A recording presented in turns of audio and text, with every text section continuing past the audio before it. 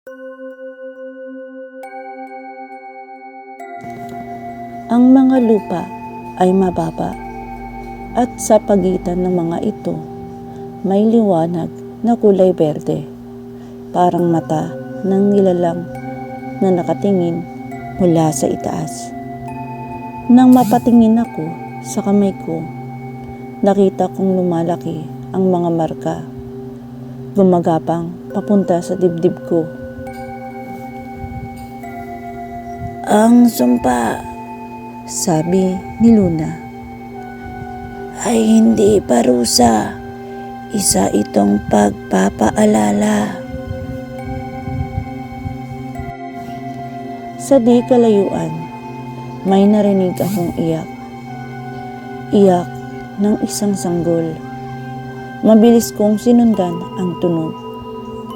Sa likod ng mga puno, sa gitna ng hamog, hanggang sa nakita ko na siya. Si Elias. Si Elias. Nakaupo siya sa ibabaw ng bato. Nakapikit at sa paligid niya ay may mga liwanag. Mga maliliit na nilalang na parang mga alitaptap, ngunit may mga mukha. Ang mga ito'y nakapalibot sa kanya, kumakanta sa wikang hindi ko maunawaan. "Elias," tawag ko, nanginginig. Dahan-dahan siyang nagmulat ng mata, berdeng-berde, katulad ng sa akin. Ngumiti siya. "Atin na ang kagubatan, Mama," sabi niya, malinaw kahit sanggol pa. "Hindi na tayo mawawala." Tumulo ang luha ko. "Anak, umuwi na tayo. Uuwi tayo sa bahay."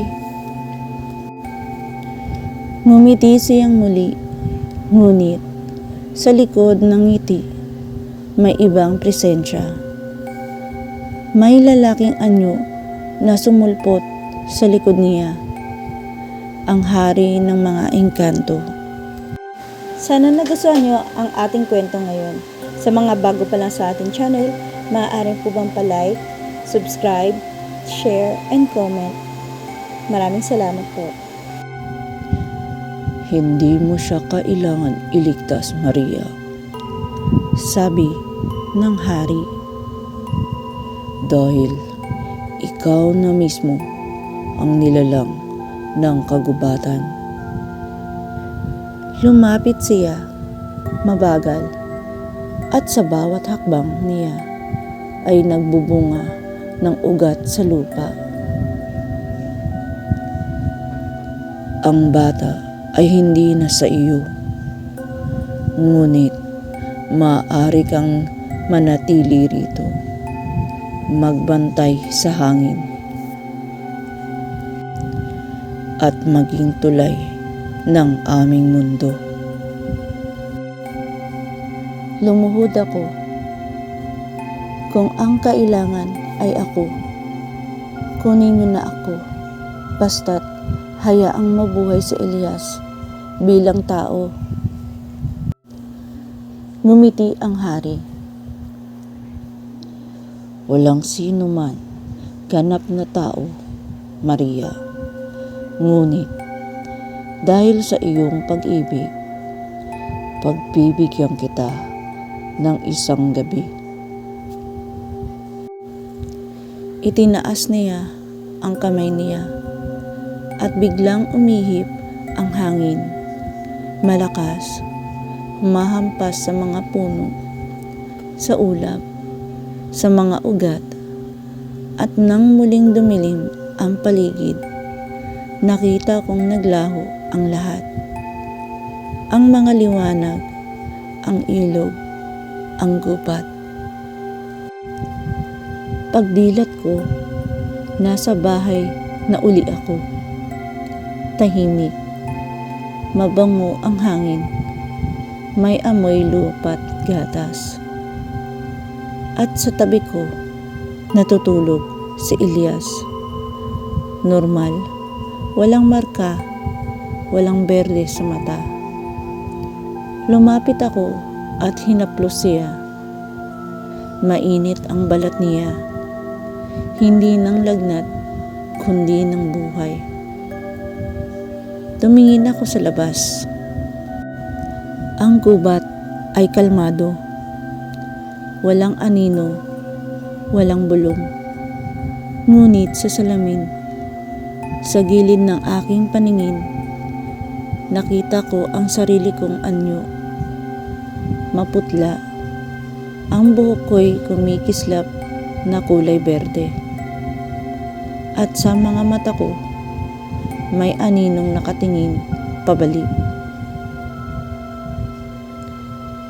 Isang boses ng hari ay muling umalingaw-ngaw sa isip ko. Sana nagustuhan nyo ang ating kwento ngayon. Sa mga bago pa lang sa ating channel, maaaring po bang pa-like, subscribe, share, and comment. Maraming salamat po. Ang dugo ay hindi mawawala. Ito'y lumilipat. Mula noon, hindi na ako lumabas ng bahay. Kapag dumaraan ang mga kapitbahay, sinasabi nilang may babae raw na kumakanta sa gabi. Sa may bintana, isang himig na nagpapahinto sa aso't ibon.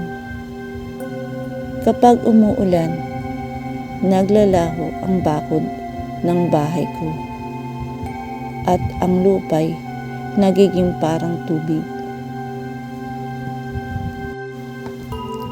At minsan, sa tuwing titignan ko si Elias, nakikita ko sa likod ng kanyang ngiti ang mga mata ng hari na panunood, mapanatag, ngunit mapanganib. Tuwing gabi, sinusulat ko ito sa lumang kwaderno ni Tomas para maalala ko kung saan nagmula ang lahat. Para kung sakaling mawala ako, may magpapatunay na totoo ang lahat ng ito.